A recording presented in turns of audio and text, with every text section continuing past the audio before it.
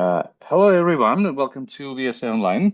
And I hope you found the correct offset in your corresponding time zones. Good to see you all online. And it's my pleasure to welcome Sebastian Schneegans. And without any further delay, Sebastian, the floor is yours. Yeah, thank you very much. Thank you for having me here. So my talk is about, as you can see, the role of space and time in feature binding in visual working memory. So it's talk mainly about psychophysics, so behavioral experiments in humans, with some modeling in there, although not VSA modeling, but I hope I can nonetheless hold your attention. So, brief introduction. What is visual working memory? It's a limited capacity system for short-term storage and manipulation of visual information. Short-term meaning typically on the order of up to a few seconds. And yeah, limited capacity, it's one of its most striking features that you really can hold only a few pieces of information in working memory. If you try to put in more, you'll forget or push out other things. And what is used for? Well, for example, if you're playing a game of chess and you're planning your next move, you may kind of play through some possible moves that you may make and that your opponent may then respond with. And yeah, you would hold that where the pieces are, where the different pieces, where you're putting them in working memory, in visual working memory to a large degree. And to use that for this kind of task, you need to not only memorize the individual features so that there are black and white pieces and different locations on the board and different shapes of the pieces, but you need to memorize the specific combinations of them so that the bishop, the white bishop, is at that location on the board and the other piece is somewhere else. And yeah, that is kind of something that the neural system has to provide. That is one instant, or at least one kind of form of the binding problem. How does a neural system achieve this flexibility that you can memorize all possible combinations of many different features? And classical accounts of binding in working memory were predominantly verbal or conceptual models, like that you have a limited number of so-called object files or slots, which are both kind of similar concepts. Just so you have bundles of features stored together for an individual object, and you have a limited number of them, so that you can store, for example, 3 or 4 objects with all its features. So one object in one slot. And this kind of relatively simple model accounts for the important observation that memory capacity or working memory capacity seems to be limited mainly in the number of objects that you can store, and not so much in the number of individual features that are contained in each object.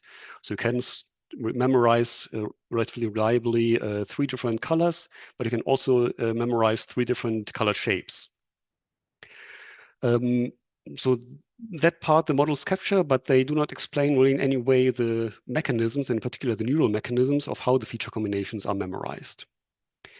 And simple visual features, which is what is mainly used in the kind of working memory tasks or the tasks to explore working memory in humans.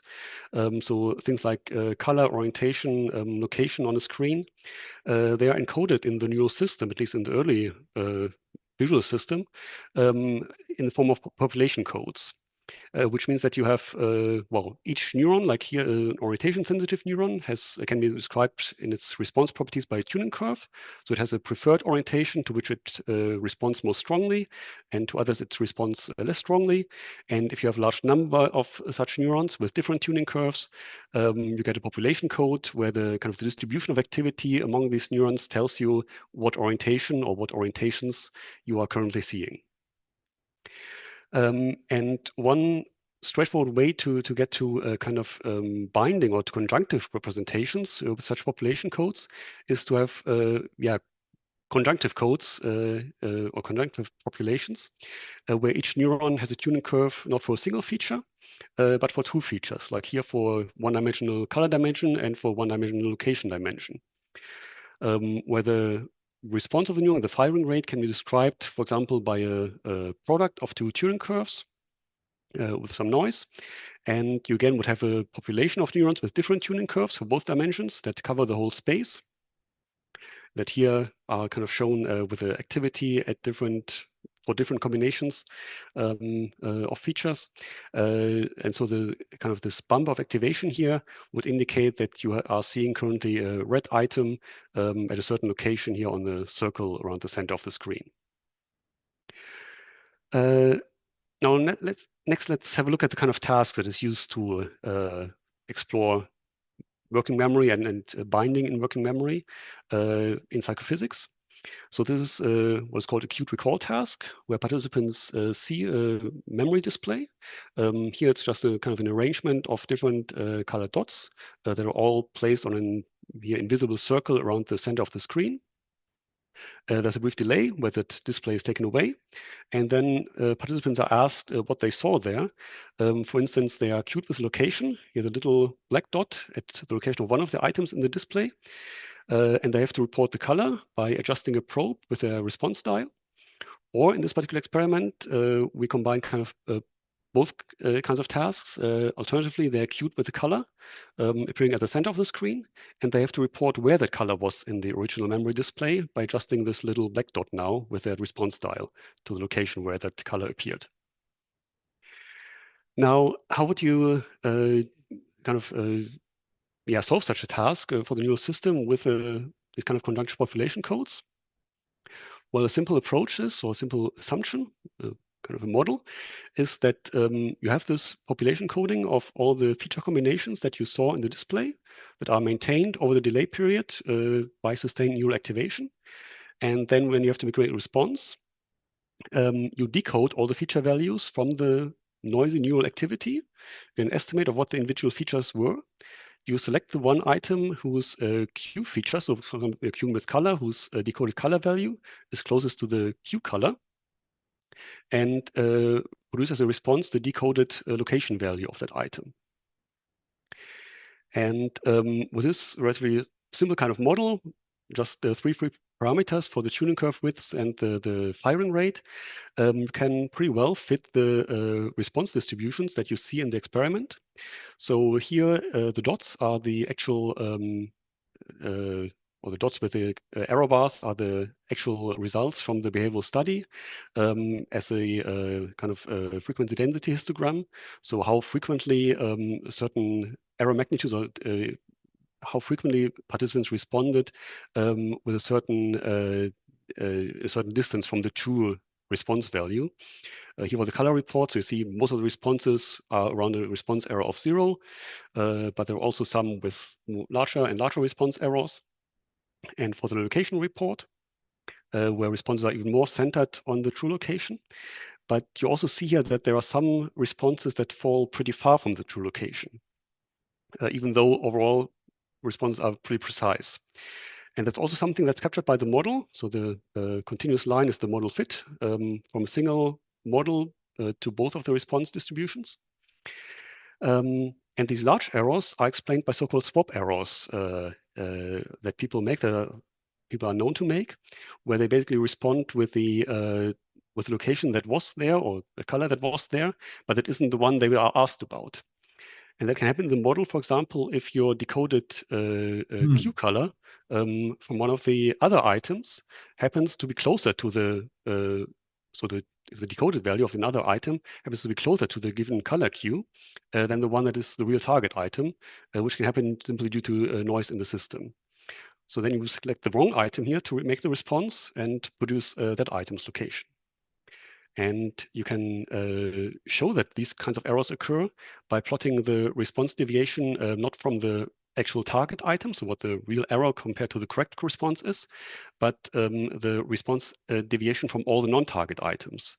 And there you see there's a small bump in the case of the color report, but a pretty clear central peak in the case of the location report, indicating that they were often reporting this wrong location or the location of the wrong item. And that is also captured by the same model, again, for both features with a single fit. So to summarize this first part, single conjunction population code can explain the recall precision and the occurrence of swap errors across different task conditions in this queued recall task. The different types of errors, swap errors and simple response imprecision, arise from the same source, namely variability in decoding from noisy neural activity. Furthermore, the probability of swap errors depends on the similarity in the Q feature. So if you have two similar colors and you're queuing with color, then it's more likely that you'll make a swap error between those colors than more different colors. And that's also something we can show in the experimental data. And moreover, the expected offset size in this kind of model can be explained by assuming that there's a total, a fixed total spike rate. So that you have more items, there are fewer items contributing to the decoding of each of them. Okay, now let's make it a little more interesting by adding more features. So we have more binding problems. Same kind of task, but now instead of just having colored disks, you have colored oriented bars. And participants are asked to memorize both the color and the orientation of the bars.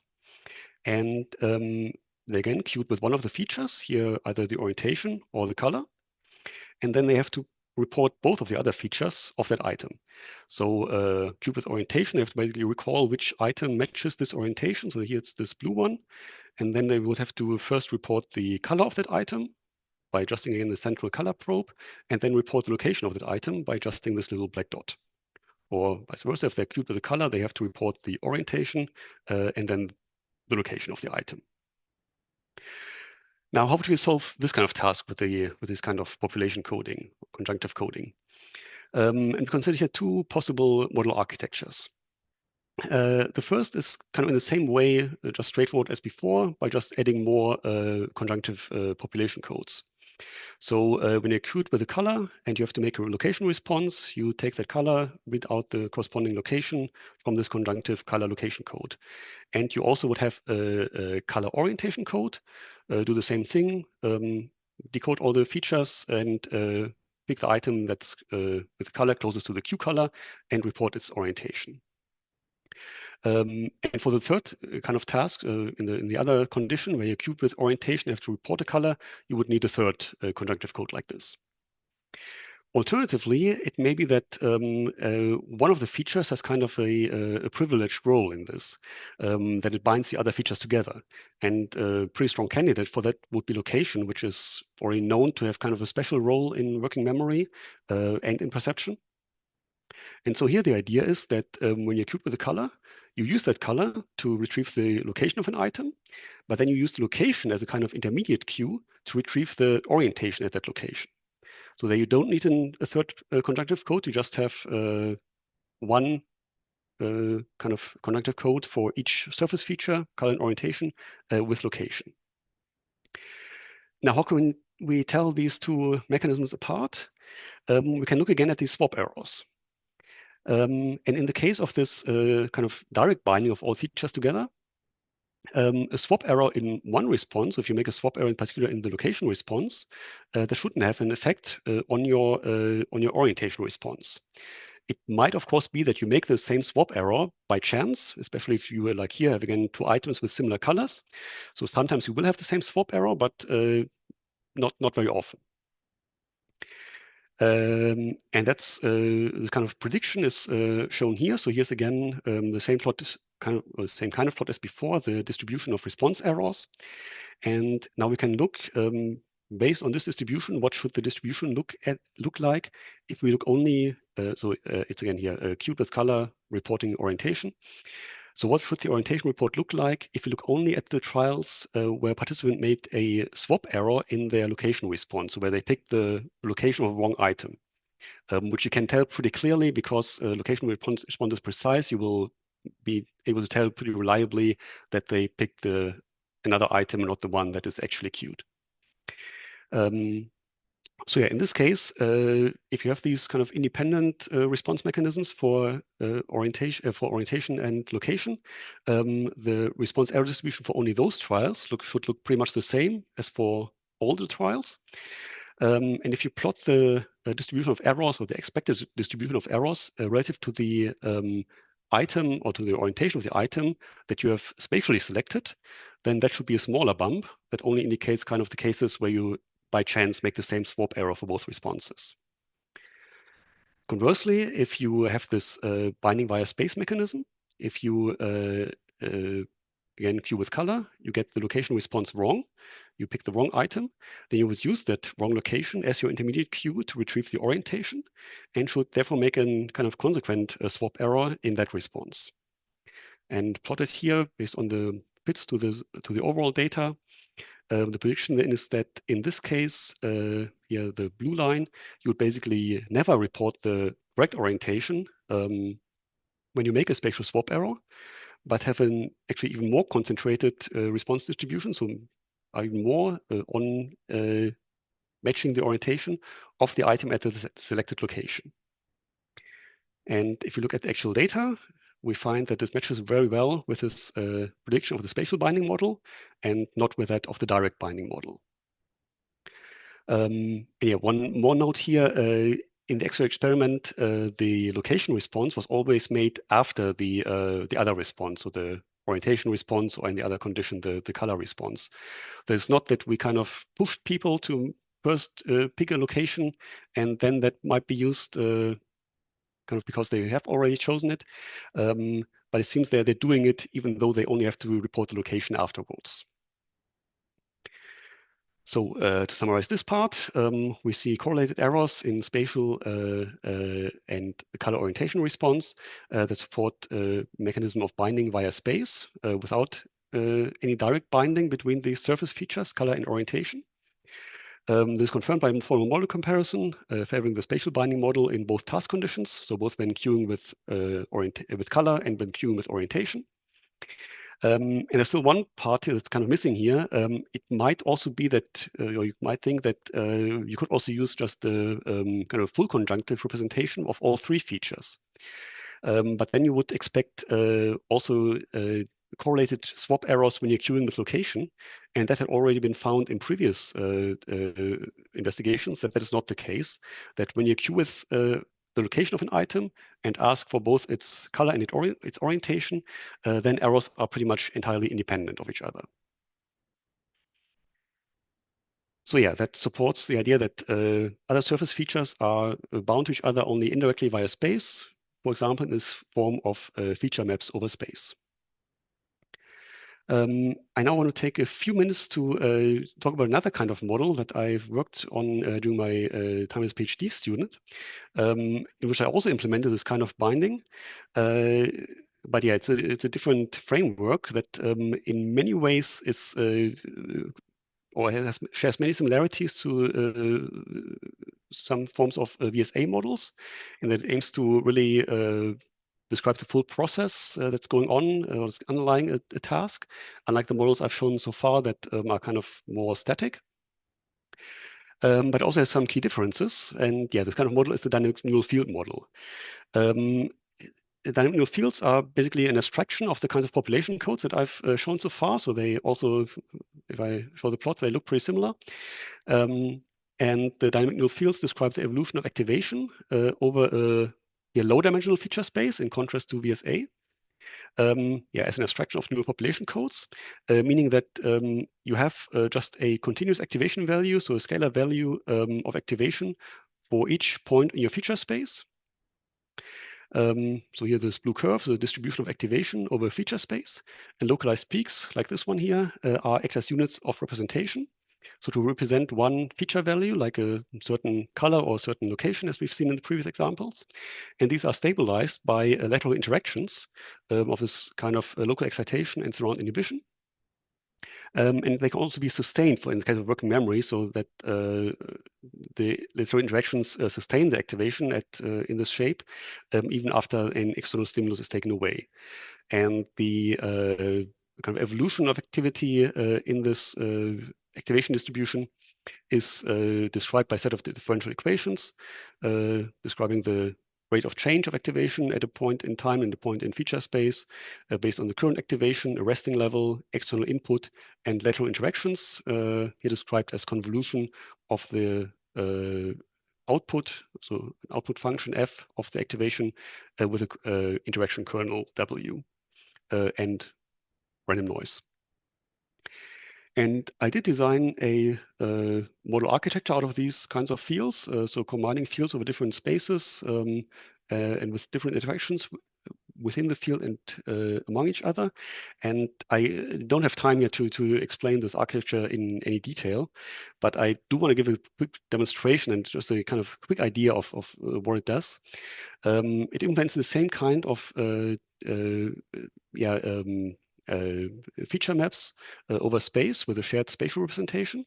Here on the left is kind of the perceptual representation that receives direct visual input with an attentional mechanism that drives the selection of a single item in the visual input.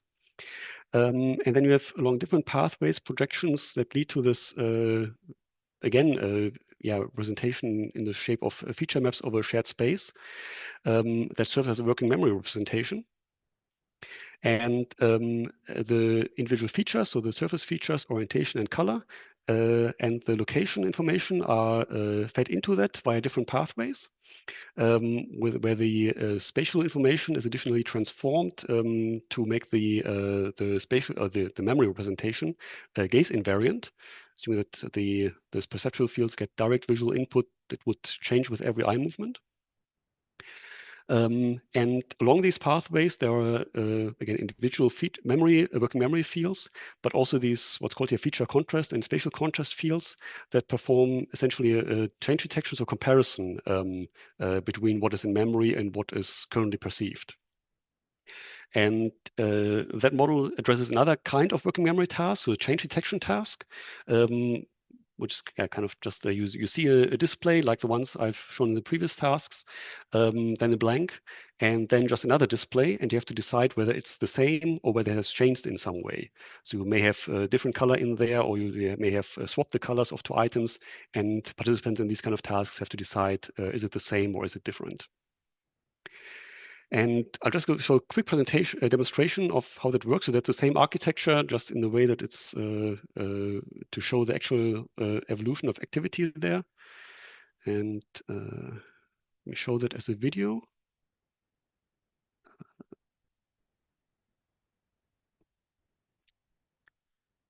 So what you see here is now the visual input coming on. And now the items are selected one by one by the attention mechanism and written into the working memory field on the left here. And then when they're written in, the mechanism moves on to the next item. Now I'll quickly, sorry, pause and go back. So now the memory the kind of the display, the memory array has disappeared, so there's no visual input. And then the next array will be presented, and the system will again go over the items one by one and compare them to what is in memory. So now the new display comes on, and two items there are swapped. Checks the first item, that's the same. Checks the second item, and here the colors and orientations have been swapped. That's detected here in this step before the feature contrast field, where there's now a bump of activation telling us that there's been a change here, that the color in memory at that location doesn't match the color in the perceptual input at that location. And that would then result in a change response by the model. And yeah, that's a demonstration of a more complete mechanism to really solve these kind of tasks rather than just describe the kinds of codes that are used in there.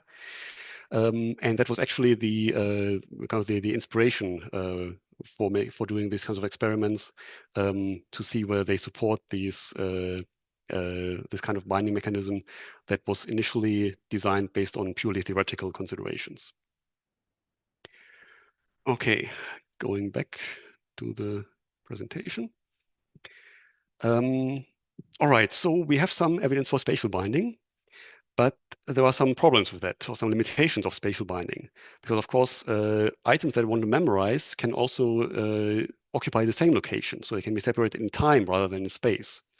If I go back to the example with the chess game and you're planning your next move, if you capture one item with another, then you had two items that are at the same location, just at different times, and you still want to memorize what they were and not mix up their features. And if you just bind all the features to that location on the board, you would not be able to tell apart whether it was a white queen capturing a black rook or vice versa. So a black queen capturing a white rook. So yeah, binding via space has a problem that it doesn't support memory for multiple feature combinations at the same location. So what might be an alternative, or how could that be solved? Well, there's also time. So maybe time can take this role of binding features together. And we again considered here two possible explanations for the fact that we can memorize multiple items at the same location at different times. One is that, yeah, presentation time or ordinal position may take the role of space in mediating the binding between other features. So here now I have swapped in shapes instead of orientations in the next experiment that I will show. We have colors and shapes, and they would both be just kind of bound to each other indirectly by the fact that they appeared at the same time. So they're bound to a space, to a point in time. Here I'm just using kind of discrete times or discrete events, though I don't want to make any strong claims about that. It might also be, I actually more imagine it as continuous time, but yeah, for simplicity, let's take just discrete events in time, and the individual features that you perceive at different times would be bound to these points in time. Alternatively, it might be that we've been wrong, or that at least in this kind of situation, you do bind features directly to each other and only connect these bound representations of color and shape, for example, to a point in time to memorize when they appeared. And of course, we tested that with another experiment. It's another dual report task, kind of similar to the ones before, but now you have items, so memory display separated in time, with items all appearing at the same location in the center of the screen. So you have 1 to 3 memory sample items appearing one after the other, each for about half a second at the center of the screen. Participants have to memorize them. There's a brief mask displayed, and then they have to again report some of what they saw. And there's once again two conditions. In the ordinal queue condition, they see a little number at the center of the screen, so 1, 2, or 3, and then they have to report the color and the shape of that item, so the first, second, or third item that they saw. Whereas in the shape queue condition, they see one of the shapes in white at the center of the screen that was in that memory display, and they have to report again its color and its ordinal position. So was it the first, second, or third item? And so the features in this task are again taken from continuous feature spaces, so a color wheel and a kind of parametric shape space, mainly to make it harder to verbalize the memory items. But now we've switched to discrete response options, both to make the task a bit easier and to make the analysis easier. So we have, yeah, always 4 response options for colors and shapes, which are, of course, the target color, so the correct response, the 2 other colors that were there in that sequence, and 1 foil color that did not appear at all in that memory sequence. And the same for shapes. For ordinal position responses, there's only the 1, 2, and 3 because, well, we participants know that there's only 3 items, so that makes no sense to have a foil option there. And yeah, how do we analyze the responses now? We're again looking kind of for correlations between response errors to tell something about the binding. And to do that, we first describe the responses by these confusion matrices, which gives us the probability that a certain response is selected based on a given Q. So here the kind of the color coded, you see here the probability that they pick the feature or the color of the first item when they're queued with the first item, or that they pick the color of the second or the third item when queued with the first item, or the foil color. And we do that to capture most of the kind of the effects here that, so for example, you see particularly in the color report, in the shape report, that people are more likely to swap up the first 2 items, whereas the third item, when that is queued, the last item in the sequence, they get that pretty reliably. And so, yeah, these kind of confusion matrices reflect most of the kind of the patterns we see in the responses for a single, in the single responses. So these are kind of conditional probabilities to make a color report based on an ordinal position Q, based on the number 2 here, or shape report based on the ordinal position Q. And now the 2 models that we consider are the temporal binding model, which is what I described before, that both the color and the shape are bound only to the ordinal position of an item in the sequence and not directly bound to each other. And if this is the case, then we should expect that in this ordinal queue condition, when they have to report color and shape, they make response errors independently. They go from the ordinal queue directly to the shape, to the color, and directly to the shape. The probability of making a certain combination of responses should be just the product of the individual probabilities. The conditional probabilities of reporting the color given the ordinal queue and the shape given the ordinal queue. However, in the shape queue condition, shape and color are not bound directly to each other. So to get the color, they have to go via the ordinal position.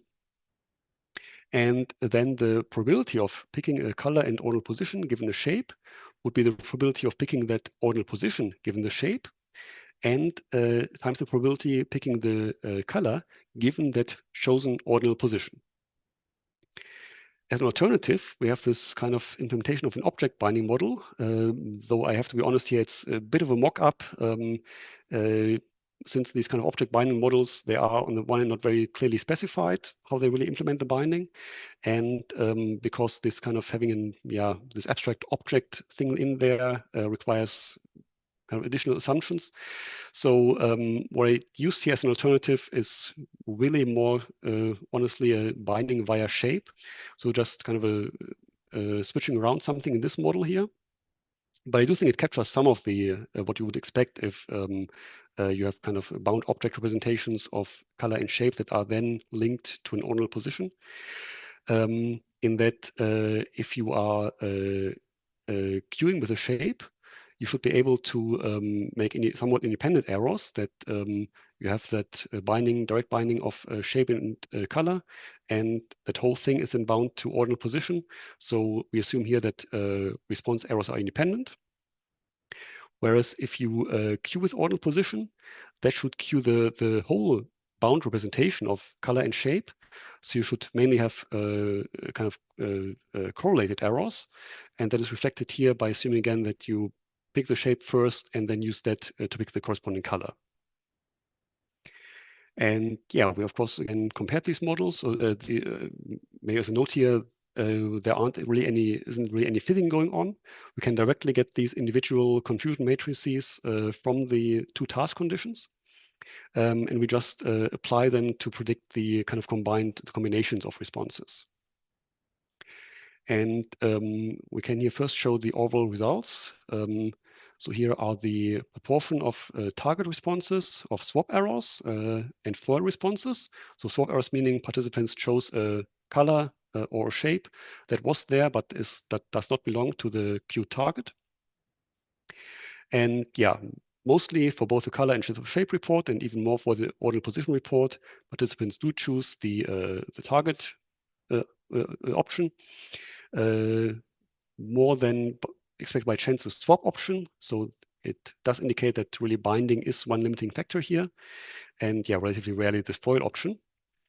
And to tell these two models apart, what we're really interested in, or what we can look at, similar to what we did in this previous task, is the cases where swap errors occur in one of the responses, namely here in the second report, so in the shape response or in the ordinal position report. And we can look at what predictions the models make here.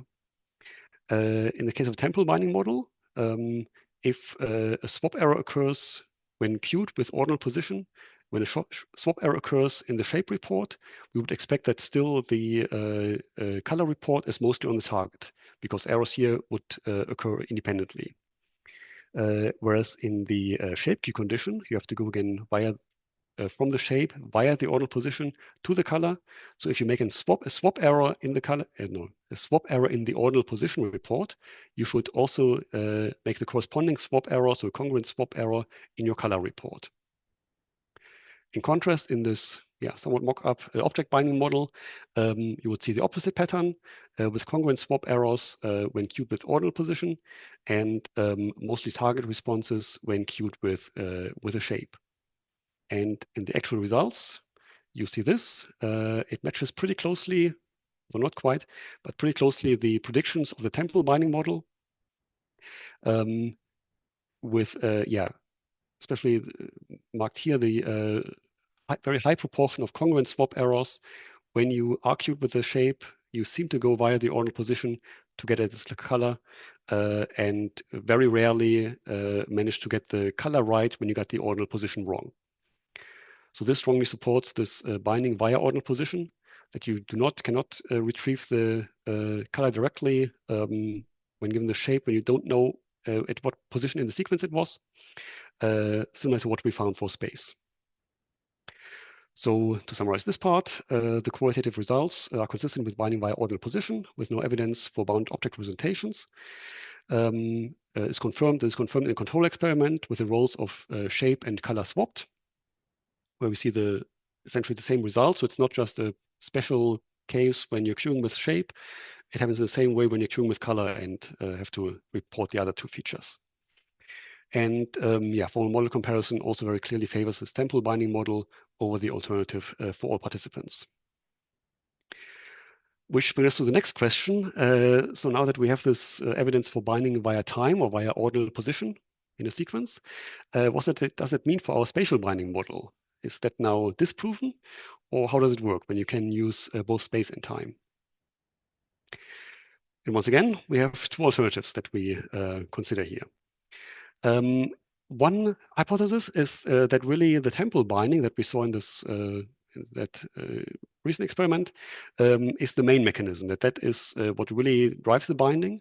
And a location is just bound to an ordinal position, just as all the other features.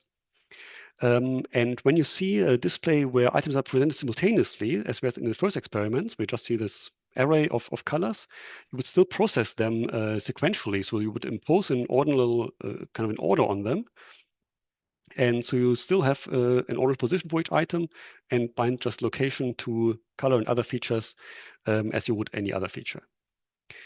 Alternatively, it might be that really spatial binding is the kind of the real mechanism, that is the dominant one. That works as described in the first part when you have kind of arrays of objects. And when you have a sequence of objects appearing at the same location, you would kind of internally remap them.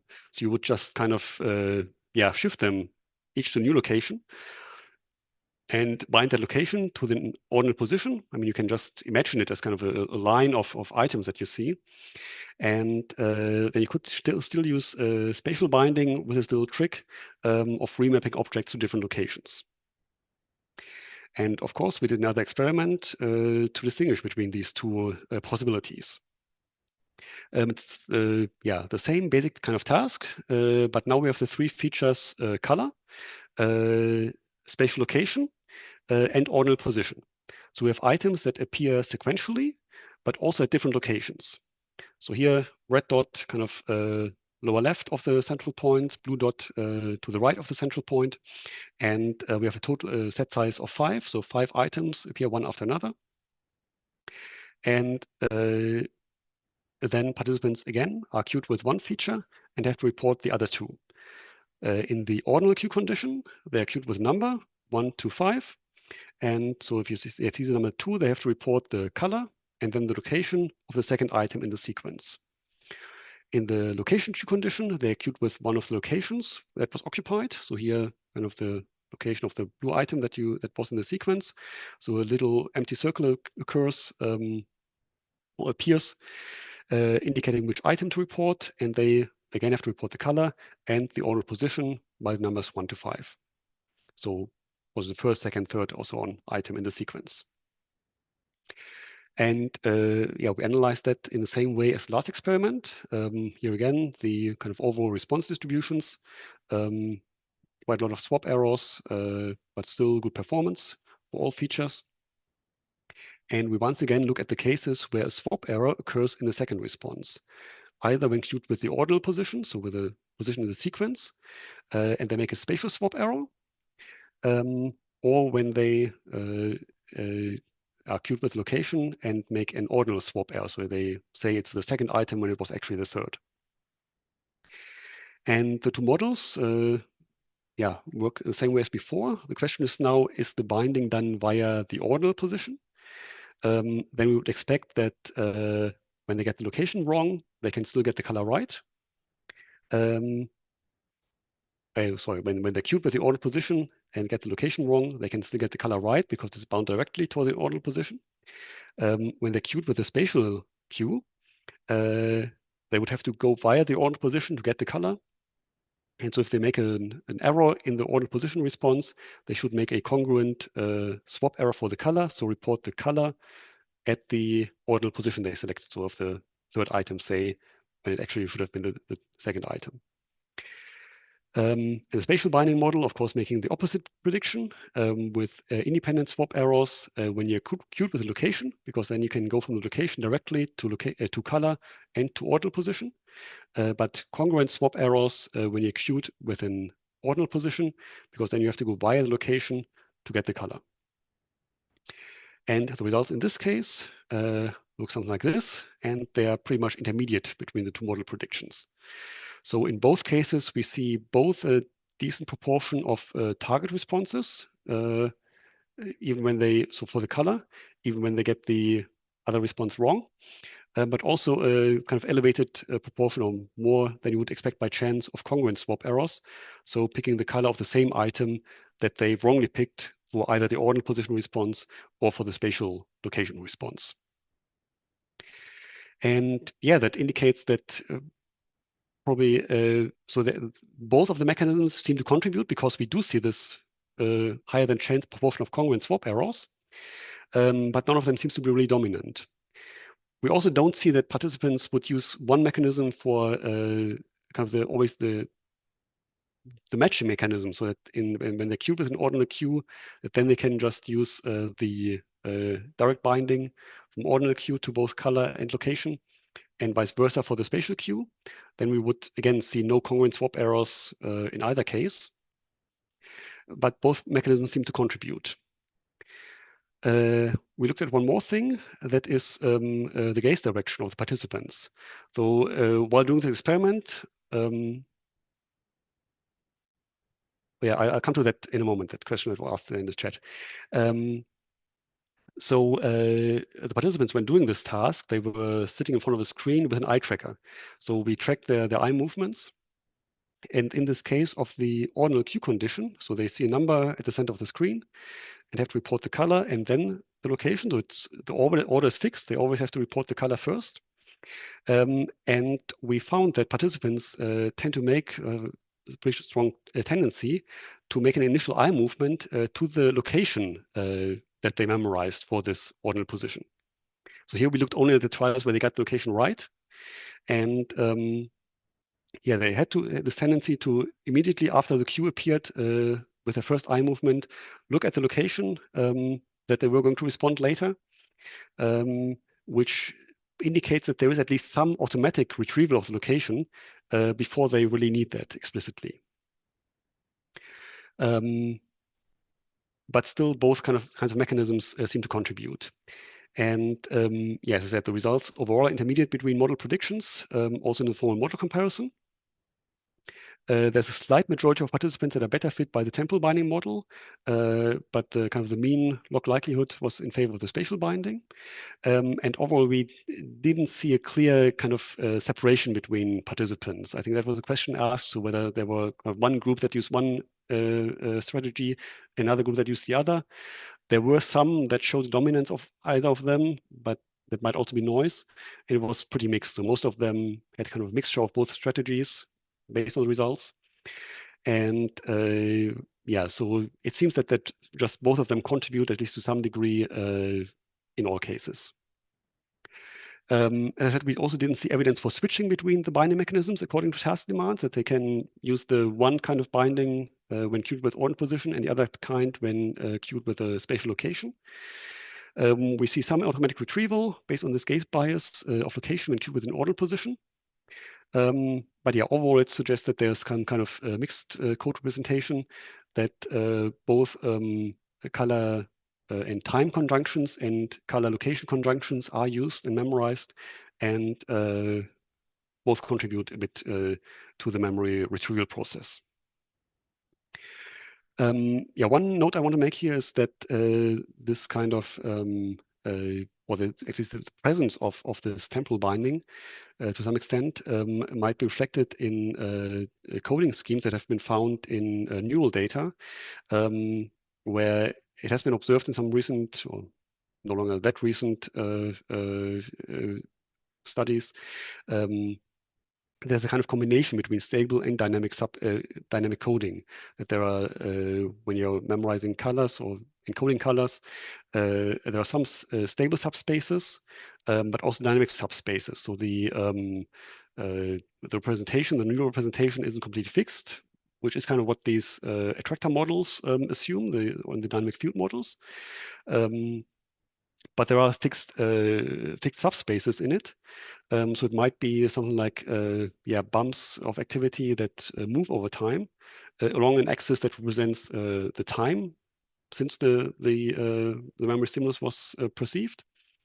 And yeah, okay, I'm not explaining that very well, but that's the idea that this kind of mixed code might represent these kind of temporal representation that are used for binding and for then or for memorizing and binding other features. So overall conclusions, this set of several level report tasks shows that binding between features appears to be mediated by both space and time. This is also supported by finding from other tasks, from change detection tasks, where task-irrelevant changes in both spatial and temporal pattern were found to impact performance, whereas irrelevant changes in other features do not have that effect. We didn't find any evidence for direct binding between surface features, so like color and orientation, into kind of object representations that were proposed in classical models, object files or slots. Although there are still many proponents of that, and some other studies at least claim to have found evidence for that.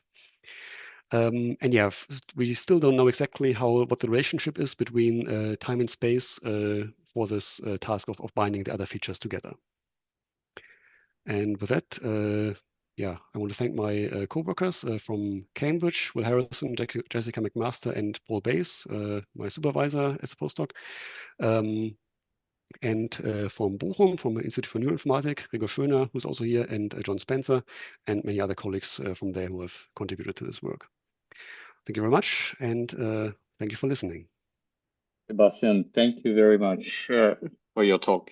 Really great. So now I open the floor for questions. Let's see. So feel free to unmute your mics and speak up.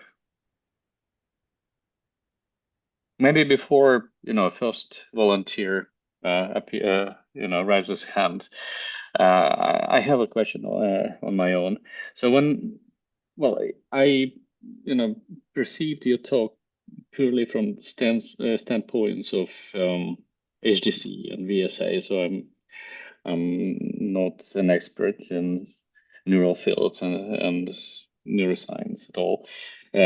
But I mean, when you talk about neural codes, encoding different features, do you somehow in your experiments consider different characteristics of these codes? So specifically, when listening to your presentation, I mean, from time to time, I was asking myself, so, what is, for example, bandwidth of specific feature encoding, like for spatial features, for time features, and for color and shape.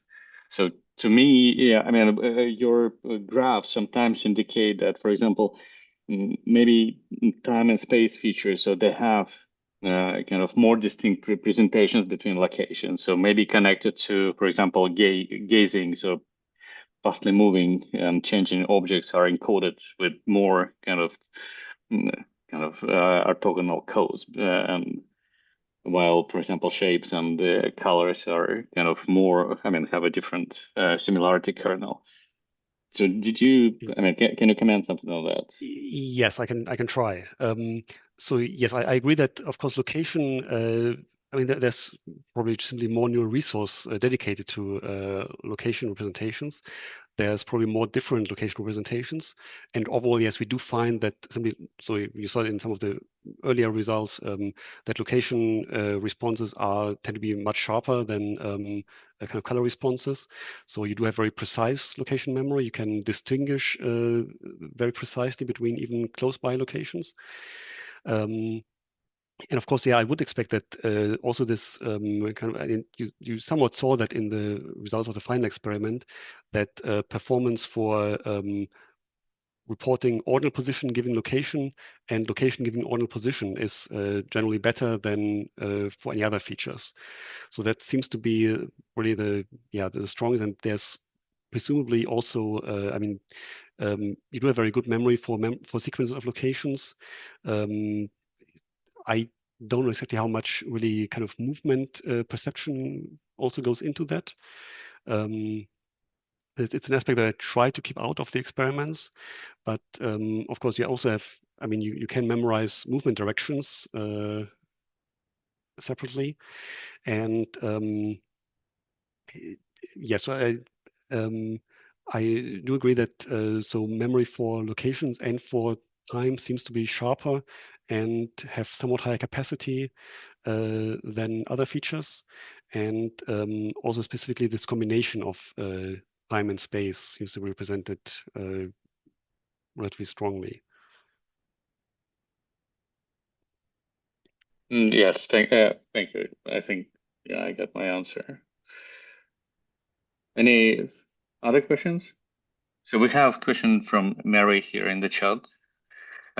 Is there a potential for confound in how participants encode temporal information in the way knowledge of temporal information is queried, especially in the experiment by a left to right array? Could participants be encoding temporal information in a way that is ad hoc to this experiment in response to the way they are being queried? Yes, that is a valid concern, and yeah, yes, it's right. So the the ordinal position response is with these 1, 2, 3 circles that are shown at the bottom of the screen, and they're shown there in order. We perhaps should have randomized them to kind of reduce this incentive to. We're basically giving participants already a spatial encoding of the temporal information. And maybe, yeah, we should have shuffled them at least. It's hard to make a temporal response without coding in some way, spatial, at least with clicking on the screen. I guess we could have just used keyboard inputs.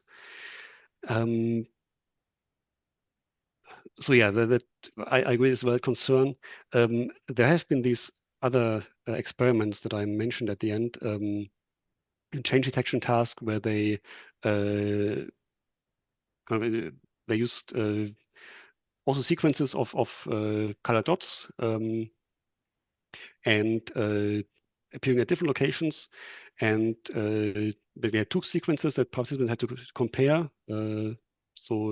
Kind of sample and a comparison sequence, and they found that participants basically only had to report whether the colors were the same, and there they varied the kind of made irrelevant changes to either just the timing, so the fine-grained spatial information, or the temporal order, or the spatial arrangement or spatial order of the items. And they did find that these irrelevant changes to timing had an influence on the kind of the color memory performance, especially if they change the temporal order. So if they just change kind of the delays between individual items, that had little effect. If they just kind of scaled up the whole time or scaled it down, that had little effect, but some. If they changed the temporal order, that had a pretty clear effect. So that is kind of an independent confirmation that temporal order is in some way encoded there. and that people also use that during recall to match the items from the first sequence to the other without really having this confound of potentially imposing a spatial order for the temporal information.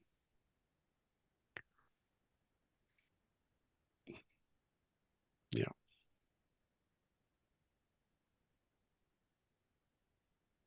All right, let's see.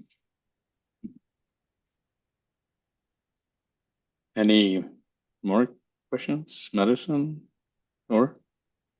I could indeed have quite a naive question. So I wanted to ask just about the neural field models that you use at the start to encode like the conjunctions of two variables. Yes, it's quite a naive question, but what might this correspond to, or how might this might this physically correspond to in the brain in terms of so I understand it's an abstract model, but even in kind of a hand wavy sense, are we thinking maybe that at the moment we realize we need to start thinking about two specific variables that a sheet of neurons are recruited to encode for these two particular variables? So I wouldn't see it as being kind of recruited ad hoc. I mean, in early visual cortex, we do see these kind of feature maps that we have neurons that respond to certain orientations or certain colors. Not quite as simple in a simple way as shown here, but for orientations, it's pretty clear. And pretty much all of them also have a spatial selectivity. So there are neurons that simply respond if a certain orientation, or at least respond more strongly, if a certain orientation appears at a certain location on the retina, so in kind of relative to your current gaze direction. And so let's assume that it's just that you have these populations of neurons that have conjunctive coding of location and some other features.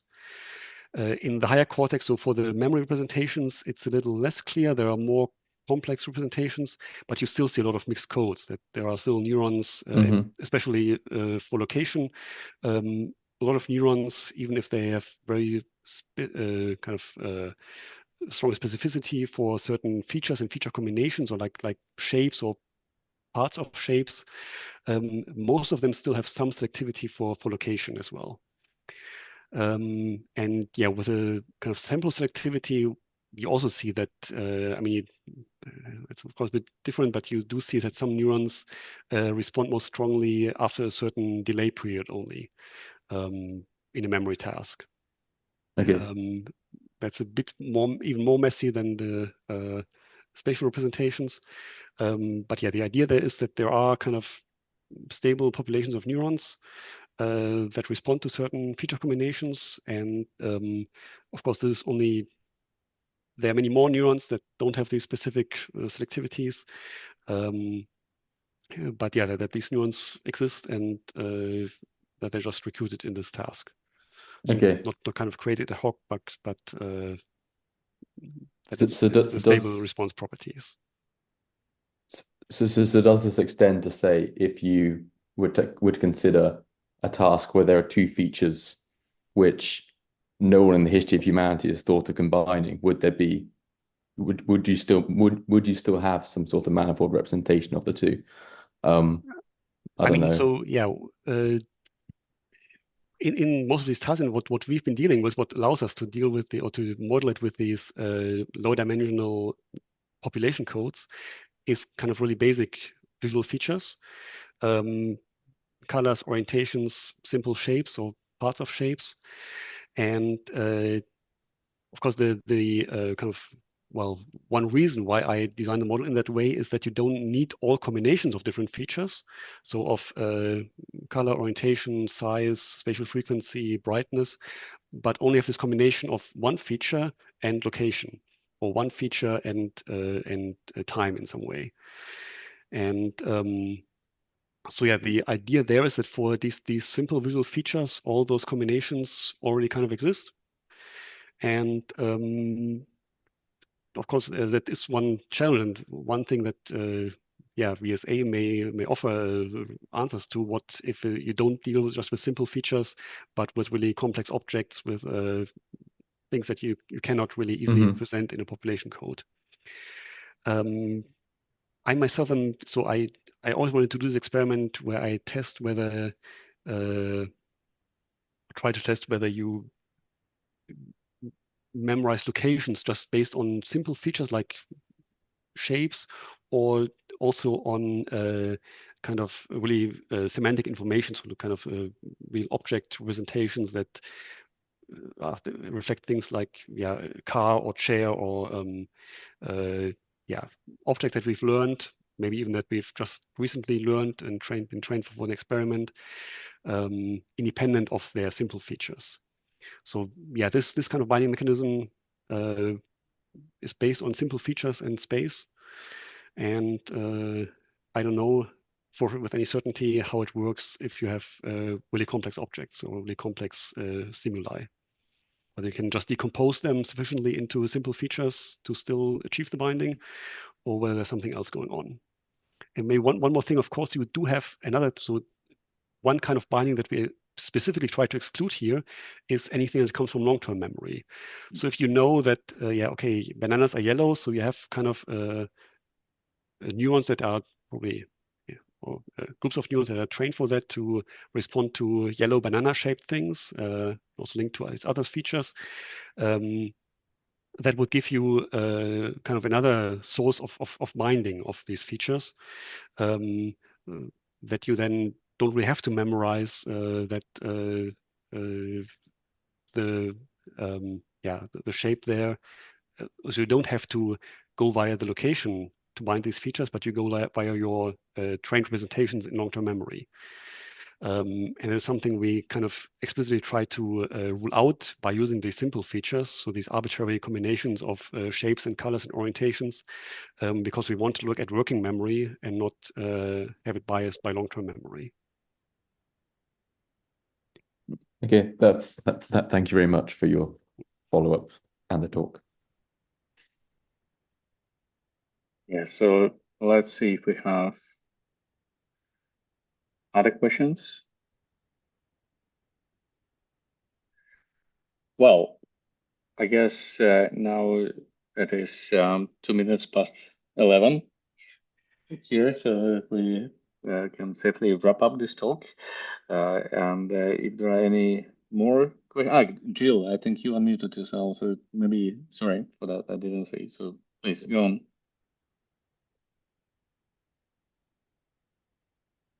I know that. No. But nevertheless, so if there are more questions on the topic, so feel free to contact Sebastian directly or post it Yes, of course. On our mailing list. So thank you all for joining us today. So I see you all in 2 weeks from now.